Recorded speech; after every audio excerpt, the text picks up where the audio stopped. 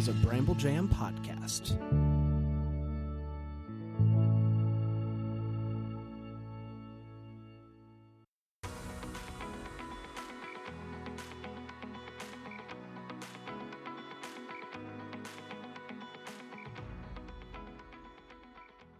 Welcome to Girls Gone Hallmark, a Hallmark review podcast. I'm Megan, and I'm a longtime Hallmark fan. I'm Wendy. I'm a former Hallmark hater. Today we're discussing The Way Home, Season 3, Episode 6, Ain't No Sunshine.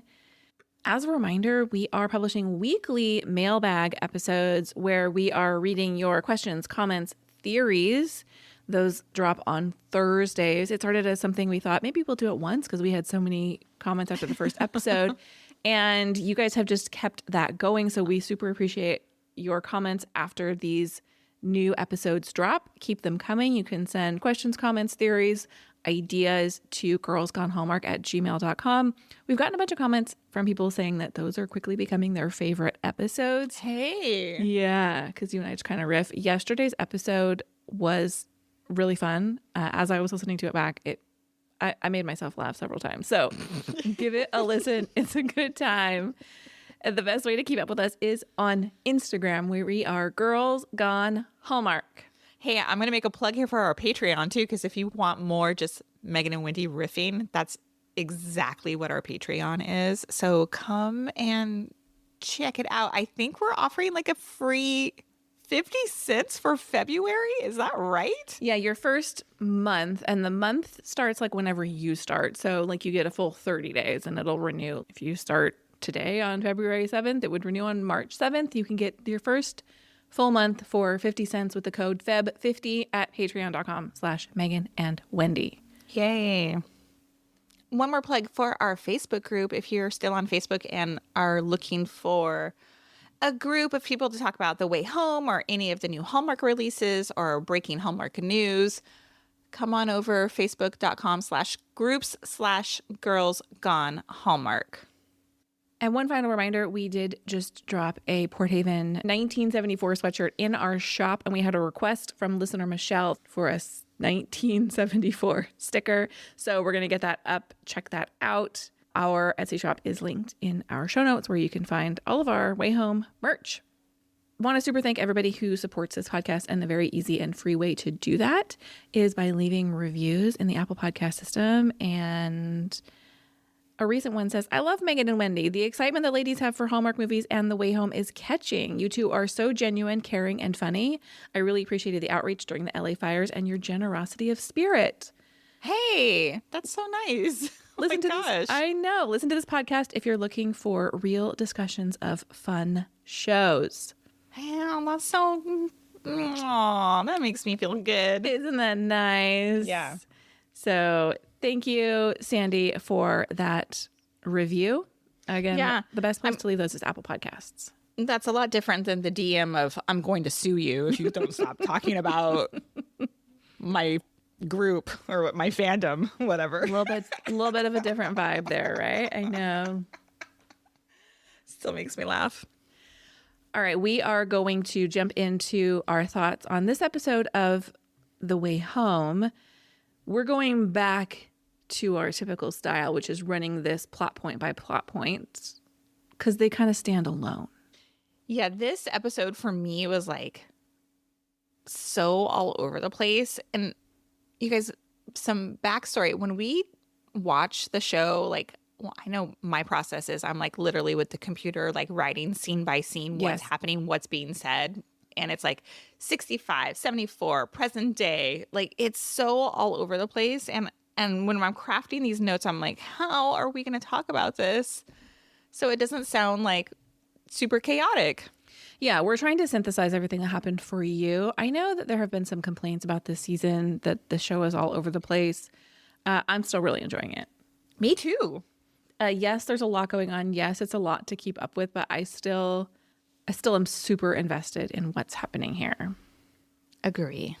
So this episode opens up on a scene that will be important again at the end of the episode. And we are in 1965. That's not immediately clear. It's interesting because like last episode ended with Kat and Jacob in 1816, and we open with like people running through a forest, and I was like, oh no, are they getting Kat? But no, it's Colton, Rick, and Evie playing Tag You're the Witch in the woods. As children. They are children. Yeah. And Colton and Rick run off to hide, and Evelyn approaches the pond, and she's like asking the fairies to come out, and her flashlight falls in the pond. And Colton's like, wait, he's asking Rick if he's seen Evelyn. And Rick kind of is like, oh, maybe she's at the pond looking for the fairies. Colton discovers that Evelyn has fallen in the pond. He jumps in the pond, and we see the ferns wrap around his ankle and begin to tug before we jump to present day. Yeah, so here I'm excited, first of all, because I was like, oh, we're now in 65. I was super excited because when he fell into the pond, I was like, okay, cool. We're going to know now he can time travel, right? We don't really see that come to fruition, but I did send Megan a text. Can I talk about my text that I sent you after I saw this scene? Yes, please. Okay, so the ferns that come, in the water and are pulling him down, like that's been throughout since season 1, right? Yes. And I was like, wait a minute. I kind of think the first time, do we see that when Alice jumps, or is the first time we see that when Kat jumps? It doesn't matter. I was just thinking about that. I just always remember, I was like, that's weird. I think we even talked about it because I was like, ferns don't grow in the water. In my mind, I was always like, it was like some sort of like mossy seaweed or like whatever, right? Yeah, they're not sentient. Right.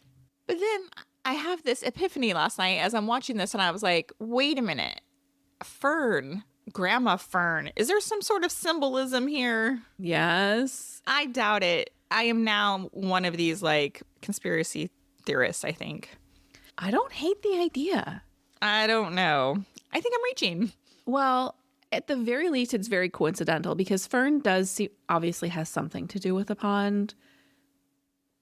We've heard some suggestion like maybe she was the keeper of the pond, so to speak. Mm-hmm. And then when she talks about the one, she's thinking of like the person who's going to take over that role. Obviously, this is pure speculation. We don't know what we're talking about here, but it is an interesting theory. Moving on, what should we go to next? Let's talk about Kat and Jacob in 1816. And I know there are some angry Way Home fans who were screaming when they woke up in the past.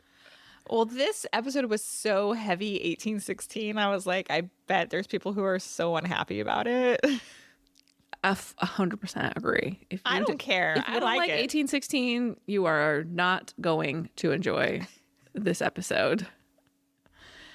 So we open right where we left off. We see Susanna clocking them. Elijah is there. And Elijah approaches and he wants to get them out of there. He's like, what are you doing here? We have to hide you. But my favorite part of this scene is Thomas sees all of this and they don't see him. And he like recedes into the bushes like that Homer Simpson gif. Oh, you're funny. Yes, you're right. We need to put that on Instagram. Okay. Absolutely. Abso-freaking-lutely. You know what I thought was really funny about this scene is like Jacob's like, Father.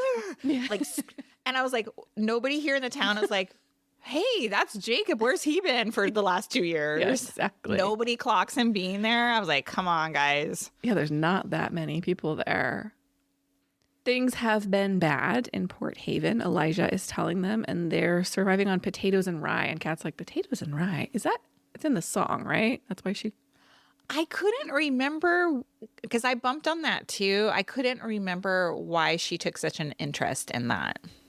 Another thing interesting that I thought, he's like, it feels like we're on the wrong side of the mirror. And in all caps, I'm like, or the looking glass for all of our Alice in Wonderland references. Yeah, there's a lot of dialogue in this scene where they're talking. I want to go back to the potatoes and the rye because Elijah says regarding that they had gotten some sound advice. They were given some sound advice about planting potatoes and rye. And I'm like, who came and told him? Yes, good catch. Yeah. Who jumped in that pond and was like, yo. Yeah. You're not going to have sun for a year, so plant something that can grow in the dark. Yeah, weird, right? Yeah. I have a wacky theory that we'll discuss in a little bit about who that could potentially be. Okay. Exciting. They discuss Susanna marrying Cyrus, and Susanna has not told Elijah. She won't say why she married him. Cyrus's wife died and his son moves away, and now he's free to move on. But Elijah does say, like, obviously Kat and Jacob are like not team Cyrus here, but Elijah's like, Cyrus has tried to do right by the town during these dark times. Like, Elijah's like, let's give him a little bit of credit. And then Susanna shows up, and Susanna is not happy to see them. She calls Kat and Jacob uninvited. She's like, I know what I'm doing. You need to get out of here. And Kat chases her out of the house and tries to get an explanation out of her. And Susanna is the same Susanna we saw earlier in the season, where she's like, you just need to go. Like, let me handle this. And then there's a scene where she like hugs Susanna, and Susanna's very clearly in pain. Kat's immediate assumption is like Cyrus is abusing her. And she says, no, he's been very good to me. But here's my favorite line. We can't marry the person we want, Susanna says, but we can marry the person who can get us what we want. Yeah, I thought that was so sad. Yes. I thought it was so sad. It's obvious to me that Susanna is in love with Kat. At multiple points in this episode for me. Yes. And that's when Kat like marches back into the house and she's like, I'm going to that wedding reception. I thought that was really funny, the way they had kind of like put a button on that episode. She's like storming back into the house and then turns around. She's like, the way they did the music too, it just was really cute, I thought. Yeah. I thought it was good. Here's a note. Susanna leaves on a horse. Huh? The next scene we pick up, and I don't think we're going to talk about it here, but just, I want to point out the next scene we pick up is Dell is on her horse. No, you would think I would have totally got that. Because I've got my horse conspiracy theories. Look. I know. Alexandra Clark, if there's something going on with the horse, blink twice. Kat obviously cannot go to the wedding in her jeans, so she's going to wear a dress of Rebecca's that magically fits her perfectly. Kat, the White Witch, is allowed to go to this very tiny wedding reception, but Jacob is not. The reasoning here is that because Cyrus was drugged when he saw Kat originally, so she thinks, oh, he's not going to recognize who I am, but like Jacob would be. I mean, it is sound-ish reasoning. Their reasoning makes sense. I just think this is a very small town, and whether Cyrus recognizes Kat as the White Witch or not, I do think he would clock her as an outsider. Sure, of course. At the wedding reception, when Kat arrives, she's immediately swept into a dance, and Susanna is just kind of like nervously sitting up with Cyrus.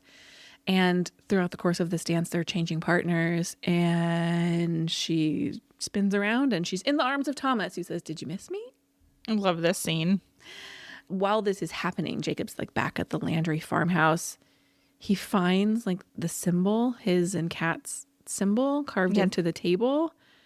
Which, can I stop you? I have questions about why is it there? I wondered the same thing, and I was like, what am I missing that this symbol is making him want to take action? Yeah, because Jacob goes real dark. Yes. Real dark. Like he just completely like is overcome with rage. It's pretty scary. But the symbol on the table, the engraving or whatever. Yes. Didn't they do that in the 90s? Well, they did, but I know we've seen this before. Like, I know we've seen it in the past before. I remember seeing it, but I just don't know.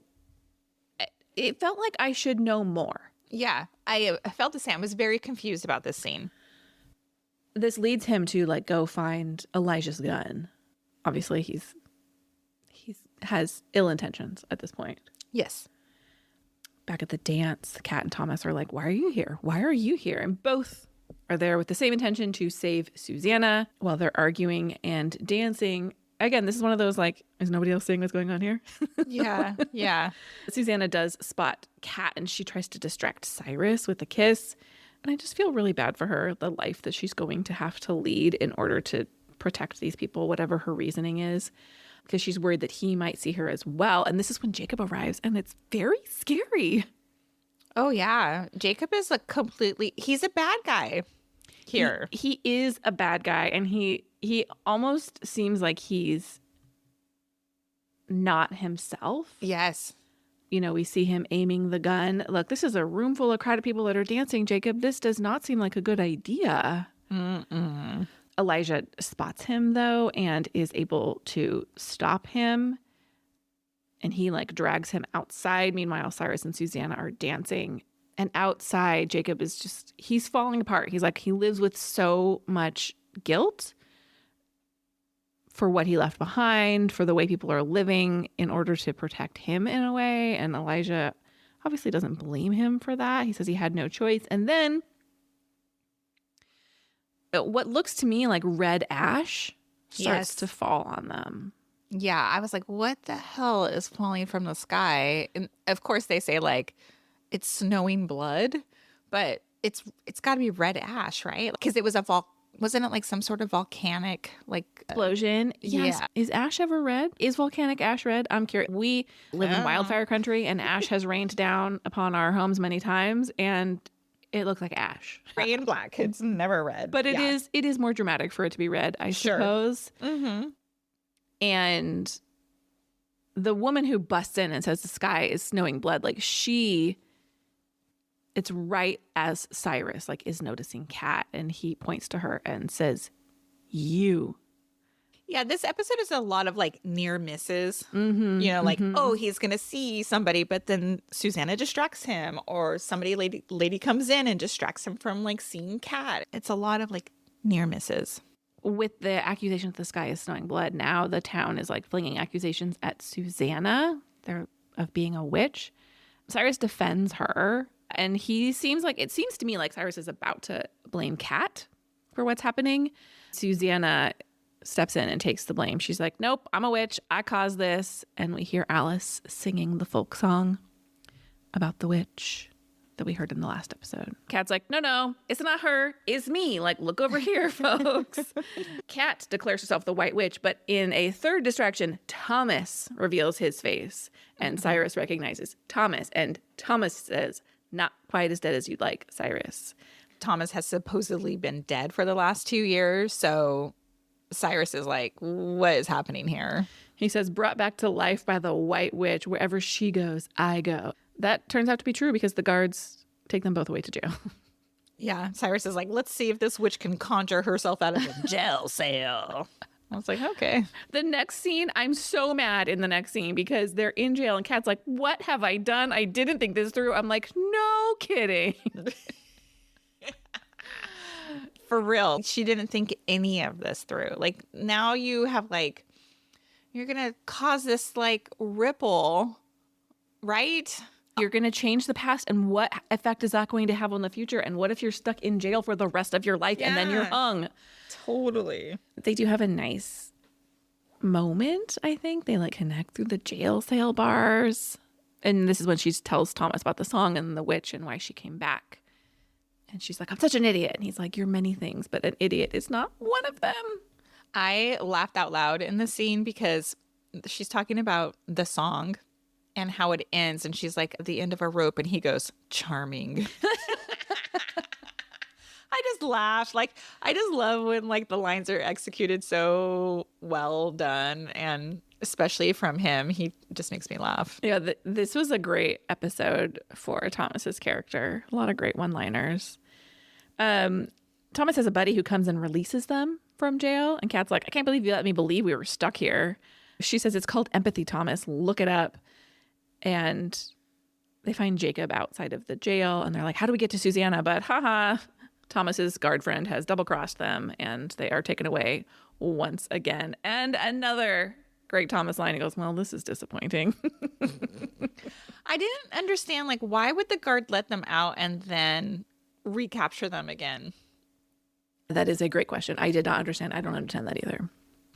And that whole scene between Thomas and Kat, I like to call a flirty frustration. Yes. It was obviously she's so annoyed with him, but like it's charming at the same time. Like, she doesn't hate him, you know, it's not an enemies trope. Like, she seems to love him still, to me.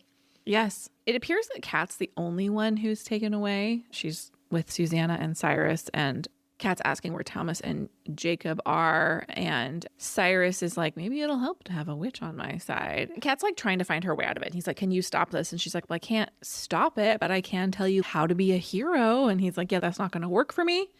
I got to save my wife, so I'm going to sacrifice you instead. And might as well take out Thomas and Jacob while we're at it, since they're both back. Yeah, his negotiation did not work here. Like, what does it benefit him if he has the white witch Cat? Like, I guess it benefits him because then the attention is off of Susanna and it's on Cat as being the witchy one. Yeah. However, the way I'm looking at it is like, okay, once Cat's gone, any other unexplainable occurrences, they're still going to turn on Susanna. Sure. Like, totally. this is just like a one-time give the town what they want, but this does go to some of the predictions that like Cyrus locks Susanna in the tower to protect her from the town. Mm-hmm. There are 3 nooses set up, and it is not looking good for our friends.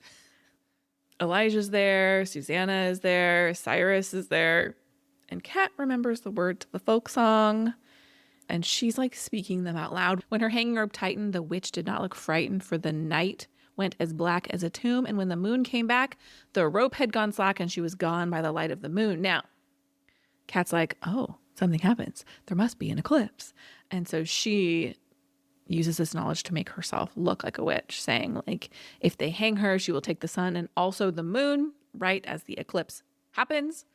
Because Cyrus is like, these are empty threats. She can't do anything. Yeah, just so happens that an eclipse is going to happen at this point and she's going to predict it. I mean, this whole scene I didn't love. I thought it skewed a little bit cheesy. Yeah, it's a little hokey. Yeah. I think Kat is leaning really hard on this folk song being like an exact replica of history. She's like, well, the song says like the witch was there and the sky went black. So let's hope that's exactly what's going to happen in this scene. It's just a little too coincidental. I did not do any research on this, but like we did have scientists in the 19th century. And so like had we discovered what a lunar eclipse was at that point, now whether this small town would have known about it is another thing, but to blame an eclipse on witchcraft did seem like a little bit of a reach, but what do I know? And so this is when she's like, she's got to hustle because she's got to get released before the eclipse ends so she can look like she's the one who caused it to end. And the town starts chanting, "Free the witch." This chant is led mostly by Susanna and Elijah, and the eclipse ends. And then, in my opinion, Kat gets a little cocky here. Totally. I'm like, just shut up, Kat. Yeah. I was like cringing a little bit. I was like, stop it. Yes. And she's like, I need you to promise me all of these things. Don't ever touch Susanna. Elijah and Thomas and Jacob are to be free.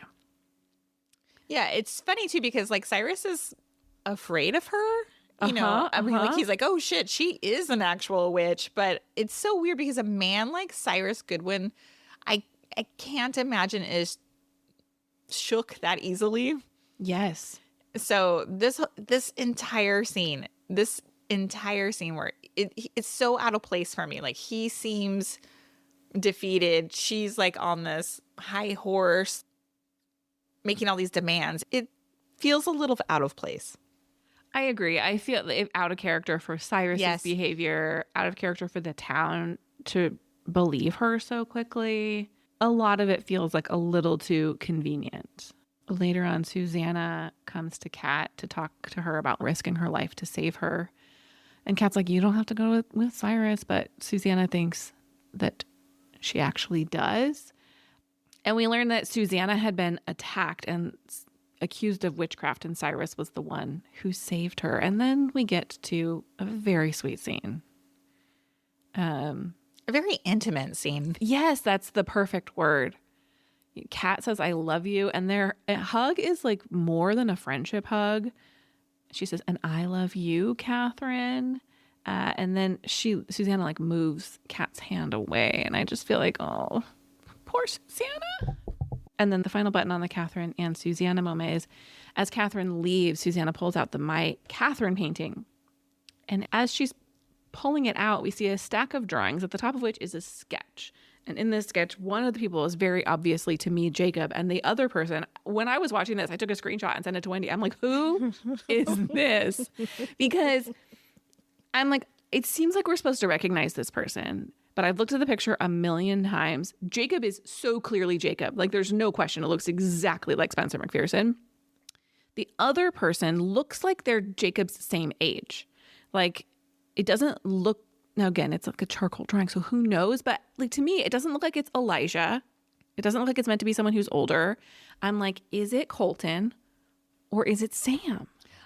I've gone back and forth. Like, I thought it looked, the hair kind of was giving like 1974 Colton. Yeah. But the face looks like a young Sam. I think I'm leaning towards Sam, which would make a lot of, not, it wouldn't make a lot of sense, but it would Explain kind some of things. explain some things. Exactly. Yeah. And then that takes me back to, was Sam the one who arrived to warn them? About the potatoes and the rye. Yes. And does it come back to Jacob saying, like, it's nice to see you here? Yeah, maybe. I don't know. There's multiple goodbyes. Jacob and Elijah are saying goodbye, and Jacob tells Elijah, promise me you'll take care of yourself. And Thomas and Kat, Thomas is like, I don't know how you got out of this mess. But he says Cyrus does usually keep his word. And Kat says, at least I can give you freedom. And Thomas says, you gave me the best dance of my life. Thomas starts to say something, and Kat's like, I have to go home, and we should say goodbye. And I'm kind of like proud of Kat here, because she could have been like, no one's gonna know. Oh, is she like hooked up with Thomas here? Who's gonna know? But she says we should say our goodbyes, and they say until next time. It's not goodbye. It's until next time. Yeah. Jacob is not ready to go back. He doesn't want to leave Elijah behind and lose another father without being able to say goodbye. And he says he's so thankful to Kat for protecting Elijah, and says, I know you would have done the same for our father. And this is when Kat tells Jacob in the first of two confessions that I tried to save him, but ultimately I ended up causing the accident. And she's so sorry. And Jacob's like, I cannot go with you. I cannot even look at you. He's so upset. He's so mad. I'm like, Jacob, you of all people were not a perfect human. And you should know that bad things happen when you time travel sometimes. There are consequences. Yeah, yes. You can't always change things just because you want them to go differently. And he wrenches his hand away from Kat, and she falls into the pond. In this scene, to me, again, Jacob is, when we see Jacob do that, I don't know if he pulls away or he pushes her. Oh. It was hard to tell. The scene is very dark because they're on the banks of the pond. But I feel like Jacob goes dark again, like he does earlier in the episode when he finds the engraving on the table. I stopped and I was like, whoa, Jacob is a bad guy. Like, he told us he was a bad guy. Like, he can't change his stripes that easily, right? Yes, good point. Good point. Or does he believe it so much about himself that he's just leaning into that? Maybe. I just thought it was a little bit weird because I was like, what? There was not enough time for him to process the information that Kat had caused the accident that killed Colton, right? And he's so mad at Kat, like, in this moment, that he's like, I'm rejecting you now and I'm going to stay here. Like, it happened so quickly. I think if he would have learned that information a little bit sooner and could have been able to like ruminate on it, then that would make sense why he was like so angry, because he had lost both of these like father figures to him. So I don't know. I just feel like he didn't give her enough of a chance in this moment to be like, wait, what do you mean you caused it? He hears her say, it's my fault. And he's like, well, then we're done. Never mind. Like, you've been risking your life for me. You've spent the last 2 years chasing me through time. This information is too much. Yeah. We will come back to the aftermath of Kat falling into the pond at the end of this episode, but let's talk present day.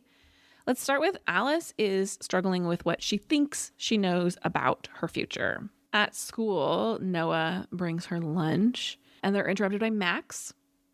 And there's like some weird line they're like, oh, you both like that same weird combo on your fries or whatever. It's mustard. Oh, it's fries and mustard. And that's how I eat my French fries too, with mustard. So I did not know that. Did you see it or did they say it? Because I rewound. they said it. Oh, I said it. didn't. Okay, I missed it. But I was like, really, dude, you're bringing her a fish burger for lunch? That just is. I know that's what his truck sells, but like, I know she's like, oh, the perks of having a boyfriend. ew. I'm like, okay. And then Noah's like, oh, y'all are soulmates. I'm like, that's a big jump. Yeah.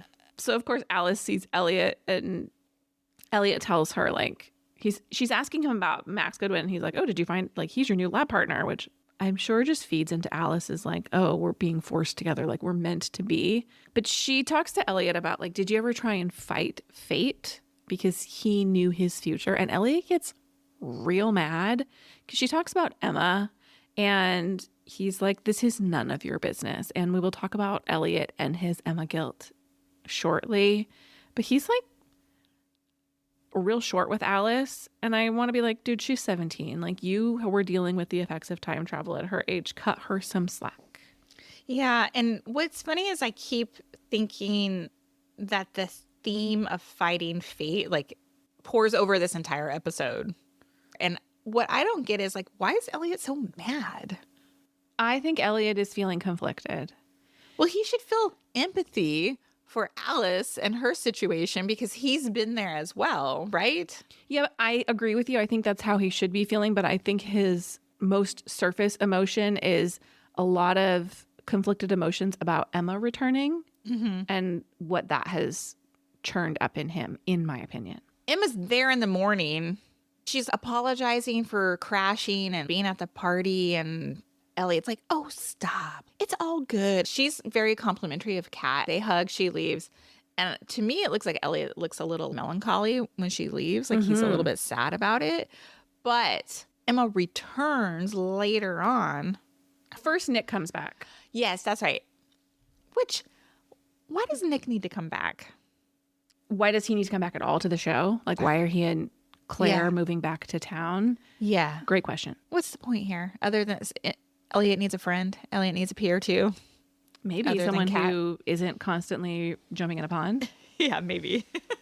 He partially is there because Elliot had ghosted him. Like, Nick knew Emma arrived. Elliot wasn't responding to Nick's text. Nick's like, I gotta go perform bestie duties. And Elliot says, like, Emma gave him a lot to think about. And Nick's like, I'm here for a Nick pep talk. Oh, yes. And then we get like this flashback of before Elliot and Emma are to be married. And Elliot's essentially got cold feet and confesses to Nick, like, I only proposed to Emma because I saw Kat in the restaurant and she was happy. And Nick in the scene's like, dude, it's all good. Like, let's just get married. You're good. You're fine. Yeah, he's like, live your own life with Emma. Oh, man. We learn that Claire and Nick are moving back to Port Haven. Nick's like not doing the yachting thing. And Elliot's like, so you'll be here all the time? Yeah, that's a real problem for somebody who is aware that they time travel. Yes. Outside of the Landry family. Yes. And then Alice calls. Yes. Nick's like, tell her I say hi. I'm like, gross. Yeah. I was like, no, Don't dude. I think Elliot had the same reaction we did. Yeah. Yeah. Like, no. And this is when Emma returns. Got it. So Emma returns from, I don't even remember where she was going. She was going to St. John to perform. That's right. She was, okay. So she comes in, she's like, needs to know why Elliot didn't give her the family ring when he proposed. And I was like, why is this a sticking point here? It's super sus. Don't you think so? Like, would you care that much? If you were already divorced from your husband, would you wonder forever, like, why he didn't give you the family ring? Well, I wonder how much Emma knows about the Kat situation, because I guess I might wonder, like, why did you marry me if you loved this other woman? What was the deal there? But I don't think I would hurt my own feelings and go back to my ex-husband and be like, hey, how come you didn't give me your family ring that Vic is talking to me about? I think here they're just trying to parallel the whole Susanna cat of it all. You know, you can't marry the one you want, but you marry the one, whatever the line is from earlier. The one who can get you what you want. Yeah. Yeah, that's a good point. And also, like, the ring is top of mind because Vic had approached her about it. Like, that's why she's back, because Vic was, like, trying to hunt down this ring. And he called, like, hey, do you have it? And she's like, what are you talking about? So in her mind, Elliot should have given the ring to the love of his life if Vic assumed that Elliot's wife had it. Part of me is annoyed with this whole storyline. I don't know why, though. Other than, like, I feel like it doesn't lend itself to the time travel part of the story that I enjoy more. You're not that interested in Elliot, except as he furthers Kat's storyline. Yes. Nick's like, whoa, this is getting heavy. Let's go do something. And he interrupts and they like run away. And then we don't see much of them until much later in the episode. Yeah, they return back to Elliot's house after going out, and Emma asks to stay a while, and she's asking him, like, why didn't our relationship work? And she needs to know why, and asks about the ring again and if they were doomed from the start. And he does admit that he didn't give them enough of a chance and that he did love her and he was sorry. He tells her that their love was real, and then she kisses him. And Elliot's face after this kiss, to me, it is not a guilty face. It is not like I have hurt Kat face. It is a, oh shit, is this something else? Do you think he still has feelings for Emma in this moment? When Emma leaves, in the next scene when Emma's driving away, Elliot still has that look on his face. Yeah. Like, he is like shook. Mm-hmm. And so I wrote, do we have a love square? To me, Elliot's face is so notable in that I feel like this is causing him to feel it some way. And it is not just like oh, I shouldn't have done that. I love Kat. There is something else going on here. And I wonder, and I don't know if Elliot's like, man, Kat was always the one in my mind. She was always the one. But the reality of that is like maybe not lining up with my dreams. Yeah. Perhaps. We also have the Dell and Alice tension to deal with. There is one throwaway scene that I want to talk about that doesn't really seem to connect with a lot, but it involves Dell seeing Alice's guitar. Yes. And she has a memory from 1974 where she drew the fish on Colton's guitar, which is now Alice's guitar. And she talks about like her dreams of being an artist aren't in line with what her parents want. And he asks her, why draw a fish if you hate water and boats? And she says, because she's a fish out of water and Colton caught her. And then this is how you'll remember me when I'm gone. Yeah, it is kind of, there's no connection to any other part of the story. I remember we did get an email about the fish drawing. Remember she drew the fish on the pottery. But yeah, that was all weird to me too. Yeah, I'm waiting for an episode where we get like flashes of this scene where it's like flash, flash, flash, flash, like bring it all together for us. I hope. After Alice's first day of school, Dell does try to apologize, but it goes badly. Alice is not ready to forgive her. And Dell's like, why don't you just not go back there? And Alice's like, yeah, that's not going to work for me. Alice stalks off and she's like, I want to talk to you, but you clearly do not want to listen to me. Dell talks about it with Sam. And Sam says, time heals all wounds. Red flag? Maybe. I mean, to me, I'm like, Sitting in Sam's truck reminds Dell of a moment with Colton and his truck back in the summer of 74. Dell is telling him she needs to leave at the end of summer to get back for her cotillion. And she teaches Colton her dance, and they dance on the bed of his truck. And I was like, don't fall off. Like, one wrong step and you're going to like trip over the bed of that truck. But you are so funny. This is what you think of. It is. It is. I was like, don't trip, man. The bed of the truck is not smooth. It just doesn't seem like a great dance floor. I gotta say, this was a gorgeous shot. It was when they pull back. Yeah, that red truck in the field of green. It was so pretty. Dell finally is like, okay, maybe I should act like the adult here. And goes to Alice at the point, and she says, all we've got is each other. And she does actually say, I'm sorry. And she actually asks for forgiveness instead of trying to push it back on Alice. I appreciated her actual apology here. And I also appreciate, like, Alice starts to apologize and she was like, you don't have anything to apologize for. I just think sometimes, like, Dell needs to act like the adult and recognize, like, Alice is 17 and going through some things. Not even like normal teenage stuff. No. Like, she's processing all this family history in real time. And she acknowledges that it has been hard for Alice too. And they're going to have a sweet treat, but they look out the window and they see two people passing by. Who? And Dell says, is that Kat's intern with Sam? I didn't know they knew each other. And Alice runs after them, but apparently she did not catch them. Yeah, it's kind of funny because later on, Alice and Dell are on the porch and they're talking about Casey and Sam, and Alice is like, I wonder where they disappeared to. Yeah, disappeared? Yeah, in the pond? I don't know. But how close is the pond? They were right outside. Alice runs out the door. They were strolling. They were not in a car. How far could they have gone? And then my brain's like, is there another time traveling portal in Port Haven? Oh, interesting. But where else could they have gone? It doesn't make sense to me. Just poof. They were gone. They just poofed.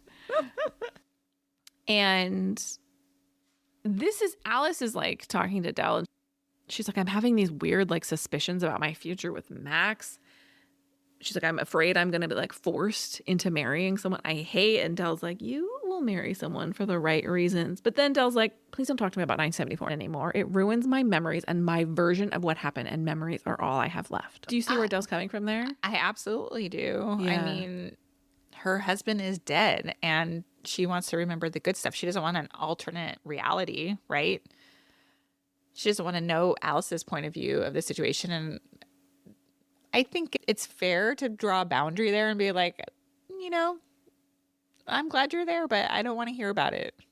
Yeah, I think drawing back the whole Evelyn situation, Dell does not want to remember herself as the bad guy here. She does, in her mind, and perhaps there's more to it, but from what we've seen, Dell is there. She's falling in love with Colton. She hasn't actively done anything to Evelyn other than like stealing her man, but she didn't. That was no action taken on Dell's part to hurt Evelyn. So Dell doesn't want to hear the version of the story in which she is the villain. Why doesn't Dell just be like, I know your encounter with Evelyn in 74 is a positive one, but like, this is what happened after that. Why doesn't she just tell her, like, whatever secrets there? She's not ready to tell. Yeah.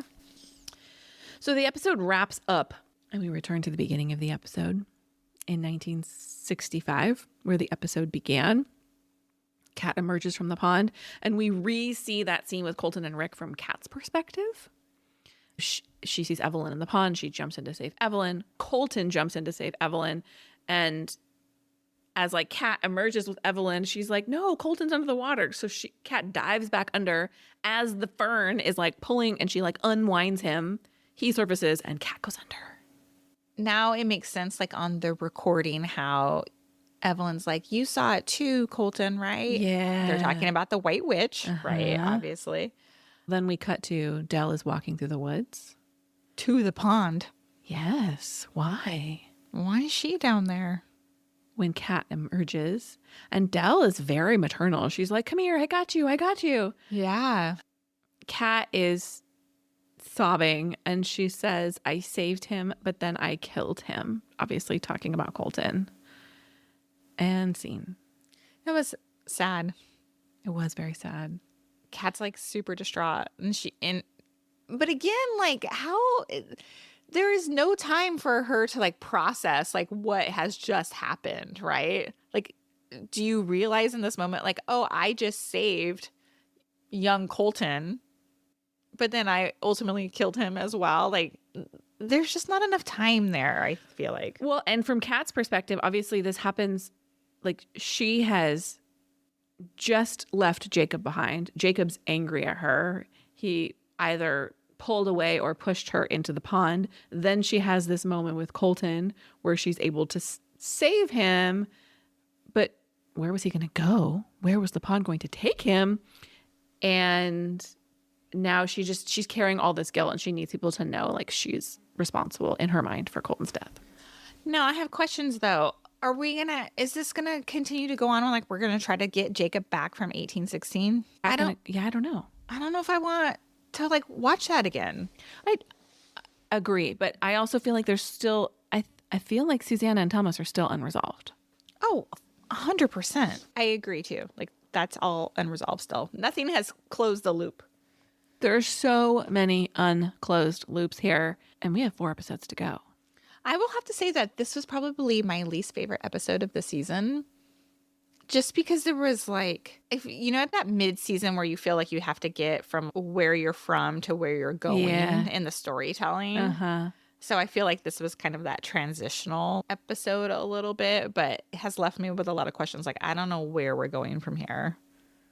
Yeah, I don't disagree with any of that. I really am enjoying this season, but there's going to come a point at which the number of questions I have is going to hit critical mass. Like, I'm going to need some answers. Yeah, for sure. Do we want to go through the list of questions? All right, here are some of the questions that we have and we can add to this. Who pushed Alice in to the pond and why? Who is the baby in the basket? Who left the baby in the basket? What's the deal with Alice and Colton's record? How much did Colton know about the pond prior to his time traveling as an adult? Did he ever time travel as a child? And what was he warning Jacob about?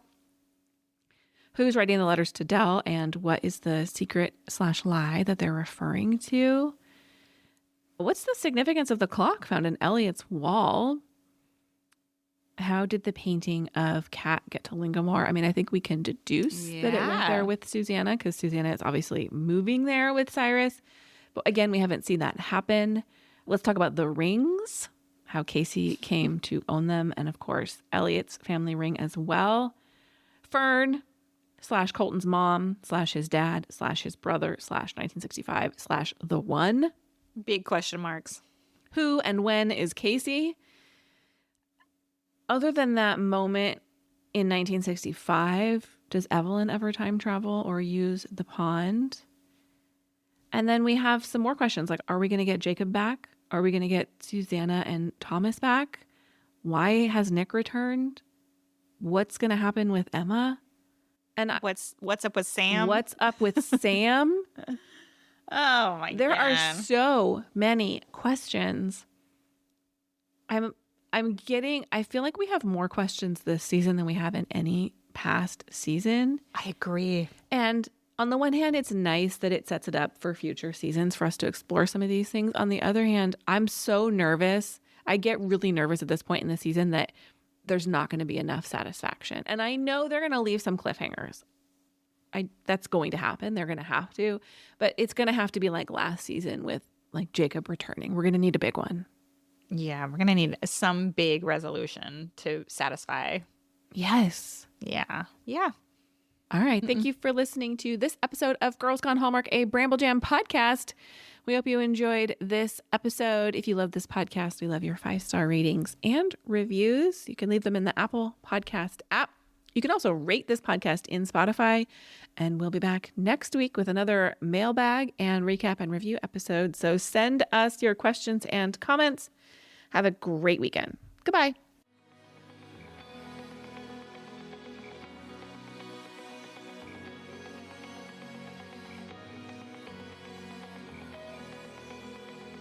All right, friends, before we go, just a quick heads up. You're about to hear some ads. These little gems help us keep the show running and the Hallmark love flowing. So do with that info what you will. Grab a snack, hit the skip button, or maybe, just maybe, listen in and discover your new favorite product. Bye.